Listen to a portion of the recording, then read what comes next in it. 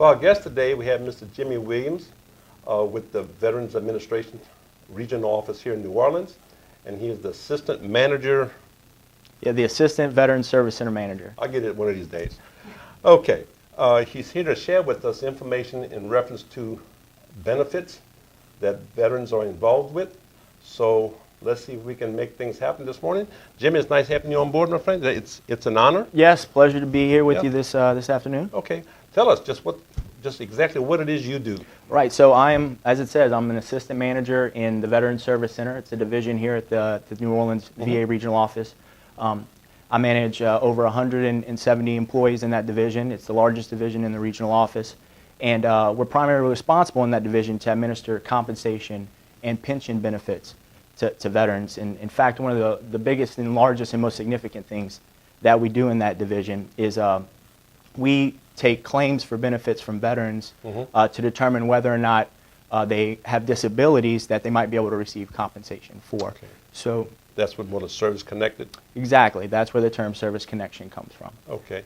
Well, what other things that you might be involved with that you want to port information with to the veterans as far as besides that, do you have other programs that you're involved with? Yeah, exactly. So other than just compensation and pension benefits, VBA as a whole offers a slew of benefits, ranging from, like I just mentioned, compensation, pension benefits. There's also DIC benefits, which are tax-free benefits that are available to survivors of veterans. Okay. We also have education benefits. I'm sure a lot of folks are familiar with GI Bill. Yeah. We also, in this office, we also do vocational rehabilitation and employment, where Okay. we get veterans, service-connected veterans who are seeking employment or having trouble finding gainful employment. We work with them and work with employers, and we also work with schools to get those veterans the training that they need so they can get gainfully employed. Yeah. But specifically at this regional office, while VA and VBA as a whole offer an array of benefits, our office is primarily focused on compensation and pension benefits, as well as the vocational rehabilitation and employment programs. Yeah. When it comes to the programs, I know you get questions about all the programs, but which one would you think is the most active program that people want to get involved I with? think without a doubt that would be the compensation and pension program. VBA as an organization is focused in all of its benefits, but we put a lot of hard work and effort into compensation, and that's specifically the division that I work in, and that's one of the reasons I'm here to be happy to be here with you today, to Yeah. kind of share information related to the compensation service. Yeah. Well, as far as the compensation side, of course, there's benefits anywhere for disability from 10 to 100%. Even Okay. 0 to 100%. Yeah, even I'm saying 10, but Sure, usually when sure. you get out, most places they usually offer 10%. Right. But if a person was in their claim, going back in their history as far as being attached with the military service connected, to get a claim approved for disability at a 10% or even at 100%. Sure. What type of documents would they have to provide Yeah. that substantiate their disability? And that's a great question, and that's a question we get very frequently. Just to let you know, and your viewers know, that we do a lot of outreach in the communities. We get out and we do monthly town halls and engage veterans, and that's often a question that we receive. So when we start talking about service connection, there's really 3 principles in order to establish service connection for a veteran. Okay. Those 3 principles are an event in service, a current disability, and what we call a medical nexus. So I'd just like to walk you through an example Yeah, go of ahead. how a veteran might become service connected in relation to those 3 principles. So you need an event in service. So let's say a veteran files a claim for a right knee disability. What you would need in order to get service connected for that knee disability is we would need evidence within that veteran's service treatment records or personnel records, or in general his military file, that shows in fact he had sustained an injury or sought treatment, or there's documentation of an incident occurring on that knee in service. So now we have an event in service. The next step would be to identify whether or not that veteran currently suffers with a right knee disability. So now we've moved into the second principle: an event in service, sought treatment for the right knee in service, and now a right knee condition that's diagnosed by a medical professional. The next piece will we need a medical link, what we call a nexus, that would link the current disability that the veteran suffers to that event in service. And that's generally done through either supporting medical documentation that shows that veteran sought treatment from the time of injury up until the time that they were diagnosed with that current knee condition. Yes. Another way to do that, absent that medical documentation, because to be honest with you, not all veterans have that available. So that's whenever VA offers its duty to assist, and they will request a medical opinion from a medical professional, which is from a VA provider. Okay, from a VA provider. VA provider or a contracted examination, but nonetheless from a medical professional. That's Right. simply what is needed.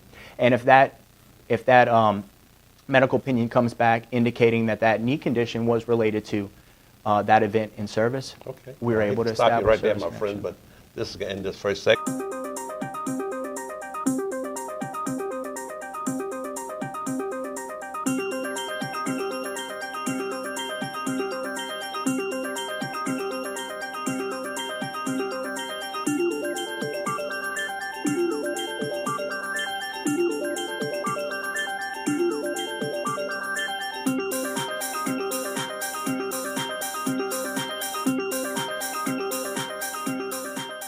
We're back with Jimmy Williams, and he's going to continue where he left off when it comes to benefits. So, nice to be back, man. Yes, sir. Okay. Yes, sir. Continue with what you were saying. Yeah, so I think we were discussing the three principles of service connection. Again, just to reiterate, that's an event in service, a current disability, and then a medical nexus. And I think we were talking about establishing a medical nexus, and I think my example was, a veteran has a right knee condition that, and their service treatment records and personnel records indicate that that veteran suffered or sought treatment for that knee condition in service. And in order for us to establish service connection at VBA, we need that medical nexus, and that's often provided by a medical professional who reviews all of the evidence of record and between the event in service and the veteran's current disability, and makes a determination, a medical determination, as to whether or not the current knee condition is a direct result of the treatment sought in service. And ultimately, that information comes back to VBA, and we review it, and that's where the actual legal determination is made with the Veterans Benefits Administration. And we review the entire body of evidence, not just what the examiner stated, but and from there we make a determination, and that's ultimately how service connection is established. Now, I'd like to draw a distinction when we talk about service connection, because what I just described to you is direct service connection. Okay. Veterans can be service connected on several different bases. So we just talked about direct. Right. A veteran can also be service connected on the basis of presumption. A common basis that we service connect veterans on as it relates to presumption, for example, would be Agent Orange. A lot of veterans. Yes, sir. I'm sorry. That kind of touched my heart a little bit. Yeah, Go ahead, okay, go I'm ahead, sorry. go ahead, yeah. go ahead. Well, Agent Orange exposure. Right. And it comes back to the three principles of service connection, and they apply to presumptive service connection. Again, a current disability, an event in service, and a medical nexus. And so one of the presumptive conditions that are related to veterans who were exposed to Agent Orange is diabetes mellitus, for example. So if a veteran had diabetes mellitus 2, type 2, and we were able, so a current disability, the veteran stepped foot in Vietnam and therefore is conceded to have been exposed to Agent Orange, that, from VA's perspective, is the event in service that started that disability. And then the medical nexus was actually provided by the entire medical community through years of research, who were able to scientifically link diabetes to exposure to Agent Orange. So again, you have a current disability, the medical nexus, and an event in service. So that's another way that veterans can be service connected on a presumptive basis. Another one is through aggravation. So a veteran might enter service with a current disability. So they might go on their entrance examination, for example, and get into service, but they document that the veteran was having some knee issues or some knee pain, and got patellofemoral syndrome of the knee when they entered service. And all throughout service, they serving honorably, and they fall into a foxhole, and it's documented, and they end up spraining their knee, and there's treatment again. Well, we look at that on the basis of aggravation. So the veteran the veteran had an injury or a disease or a condition entering service, and as a result of service, that condition became aggravated. So VA would Service Connect and say, as a result of service, your pre-existing condition was aggravated by service, and therefore may be entitled to compensation for that. So we just talked about direct service connection, presumptive service connection, and then you can also be service connected on the basis of aggravation. Well, I know during my era, the Vietnam era, you were drafted. Yes, sir.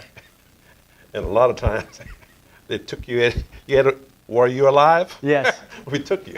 Yes. You know, and then some of those issues have come up now, and there have been some issues involved. But I'm just saying the point is that we can look at it from that point of view as well in trying to establish whether or not they are disabled, service-connected, or however you want to say it, you know, Right. through presumption or whatever. Or aggravation. Yeah, aggravation. So I understand what you're saying. Say the thing is, what you just said there, I'm sure there are many veterans out there who have no knowledge of what you just said. Yeah. So and this is what this whole thing is about, putting that information out there. Okay. Yes, sir. Yes, sir. So, anything? Let's continue. I know I cut you off. Oh, no problem, no problem. Hey, I'm happy. Hey, I'm happy to be here, Yeah. and that's what this is about. Yeah. That's why I was so happy to be on Yeah. your show, is so that we can get information out, educate veterans. That way, they're armed with the information that's necessary, so that when, if they choose to file a claim, they know how the best way to approach that, so that we can get a positive outcome. Yeah. So we were just talking about service connection. So for veterans, I'd like to just talk a little bit about some of the initiatives within VBA, and also a little bit about how would a veteran go about filing a claim. You might have viewers out there who've never filed a claim, and if it's all right, I'd like to just ramble a little bit about that. And this is what this is yeah, about. absolutely, absolutely. So veterans can file a claim. If a veteran or any viewers out there are interested in filing a claim, I would strongly encourage you to reach out to a veteran service officer, or also known as a POA, such as Louisiana Department of Veteran Affairs, Disabled.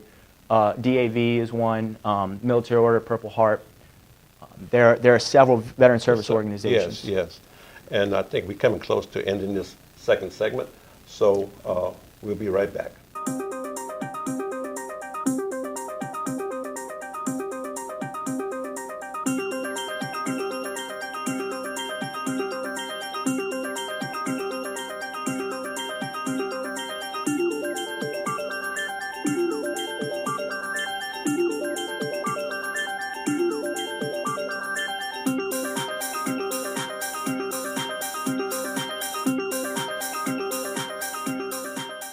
We're back with Mr. Jimmy Williams, and hopefully we'll pick up where we left off. So, Jimmy, it's on you, my friend. Yes, sir. I was just, before we left, I was just talking about if a veteran or any of your viewers, veteran viewers, of course, wanted to file a compensation claim with VBA, I would encourage them to start that process by reaching out to a veteran service organization such as LDVA, Louisiana Department of Veteran Affairs, say DAV, Military Order of the Purple Heart, AMVETS, Paralyzed Veterans of America, just to name a few. Right. These organizations are fantastic with assisting veterans with submitting their claim, obtaining the appropriate evidence to file a claim, and ultimately submitting one that is ready to go. So if a veteran wants to file a claim, the way that they can do that is filing it on the appropriate form. Now, I want to give you a little history on the way VA used to work. Okay. In the past, VA used to accept, it was kind of always, the way we always thought about it is a veteran could literally file a claim on a bar napkin and send it on in. Tell you what. Okay, I can understand that. Well, during my era, yeah. you can say, Well, as you could imagine, over time, veterans begin to, they'll write their statement of why they think that condition is related to service, and then other things come up, and there becomes a disconnect between VA understanding what specifically the veteran wanted to claim versus what the veteran was actually claiming. So as a result, the veteran might get decisions on a slew of different disabilities that they did not intend to claim. Right. And that just mucks things up. Right. Well, effective March 24th of 2015, VBA instituted a policy that it was called our Standardized Form Initiative that basically required claims to be submitted on a standardized form. So this standardization allowed us to really capture what the veteran was claiming so that we are providing better service to them. So the forms that veterans can file their claims on can be on a 526 compensation claims, a VA form 21-526, a VA 21-526B, or even a VA 21-526C. But the most important form, I think, of all the 526s is the 21-526EZ. Again, I'll repeat that. If you wanted to submit a compensation claim to VBA, you would need to fill out the VA form 21-526EZ. Now, I want to talk a little bit about the EZ form and why that's important, because the EZ form came about of a program through a VA initiative called the Fully Developed Claim Program. Now, prior to the Fully Developed Claim Program, VA had to operate under what we called duty to assist. So if a veteran were to file a claim, VA was required to send that veteran a letter explaining what was necessary for them to substantiate the claim. So what ended up happening with that is the veteran would get this technical document, and at times they might get confused about what's being requested, or I've already submitted that, do you need me to submit it again? So we send correspondence, the veteran then sends correspondence back to us. Based on that correspondence, it requires us to send additional information. So what happened is you get into a cyclical motion. I'll tell you what, from personal experience, okay? I wasn't really looking to have my claim approved, but I went through the process. And I submitted the claim, and about 4 months later, I got a letter saying, we need this. We need these documents. I said, I submitted, I sent a letter up, typed the letter up. I said, I sent you all the documents that you required the first time. So what happened the first time? So I resubmitted again, right? 6 months later, they sent me another one saying, we still haven't gotten the documents, but I've got it certified, but they received it with all the documentation for the third time. Yeah. So, I mean, you know, I'm wondering who's running the store. Right, right. And to be honest with you, what it is, it's legal requirements that we have to fulfill in order to move to the next stage of the claims process. And what you just described is what was happening. Correspondence forces VA to send correspondence, which forces you to send, and it continues. And that's why you start to see really long claims processing delays. Right. Well, with the advent of the Fully Developed Claim Program, what we did on the EZ form, again, that's why the 21-526EZ is so important, is that it provides that duty to assist on the application itself. So when you submit your claim and you submit all of the evidence that you intended to make your claim ready for a decision, it allows VA to move forward and process that claim faster. An important part of the Fully Developed Claim Program is that it's informing the veteran up front of what's necessary to substantiate their claim. So the expectation is that when you submit your claim, you're also submitting all of the evidence necessary for VA to decide that claim. So VA in the Fully Developed Claim Program would basically keep it in that fast track, that expedited processing motion, as long as VA is not required to go out and obtain any records outside of federal records. So if you're filing on the EZ form and you have private medical records, you should also submit those private medical records with your claim. Now, if an examination is required, or a medical opinion, or if we need to go get records from another federal agency, such as the Social Security Administration, or from Department of Defense, that we would go ahead and obtain that information. Yeah. Well, I'm sorry to say, my friend, that this is going to end the show for this. I'm calling this part 1, all right? So we'll be back.